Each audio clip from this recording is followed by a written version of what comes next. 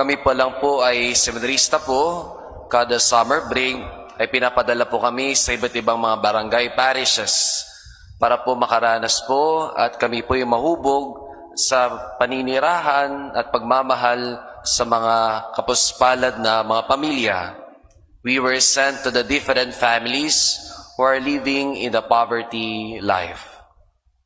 Isa sa mga hindi ko makakalimutan na senaryo ay nung napadala po kami sa isang parokya at tinanong kami ng parish priest pagkarating namin, "Bakit kayo nandito? Why are you here?" At yung sumasagot at malamang ang sasagot sa aming grupo ay yung pinakamatanda, yung pinaka-senior namin. Ang sabi niya sa parish priest, "Father, we are here because you want to bring God for the people." English pa yun. "Father, we are here to bring God for the people." Tama yung sagot? Ano sa tingin nyo? Father, nandito kami para ipadala namin at ibahagi namin ng Diyos sa tao. Tama po ba? Mali. Kung tutusin, pinagalitan ng parish priest yung kasama naming seminarista. At ang sabi niya, "Bago ka pa nandito, nauna na ang Diyos. Bago ka pa dumating, nandito na matagal na ang Diyos." So what is the lesson for that scenario? We have heard in the first reading, St. Paul reminding the Romans, "Does God belong to Jews alone? Ang Diyos ba ay para sa Hudyo lang?" Ang sagot ni San Pablo, hindi. Para rin sa mga Hentil, sa mga hindi Hudyo. God belongs to everyone.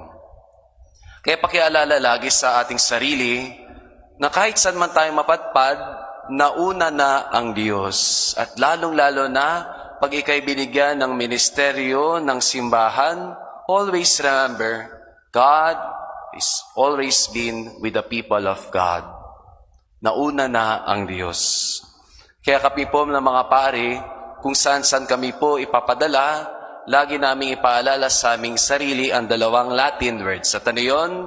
Missio Dei. Missio Dei.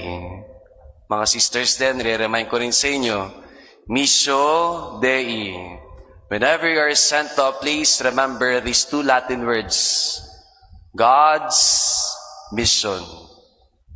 Hindi natin mission at hindi ko mission bakit ako nasa katedral. Mission ng Diyos. Hindi nyo mission na maging lektor ka lang sa katedral. Mission nyo ng Diyos. Hindi ka lang nandito para tumulong sa mga kapuspalad. Mission iyon ng Diyos.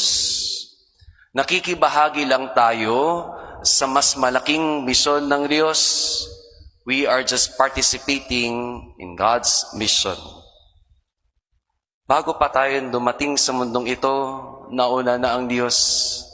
At pakitandaan sa sarili natin, ang Diyos, hindi lang para sa iilan, para sa nakakaramihan.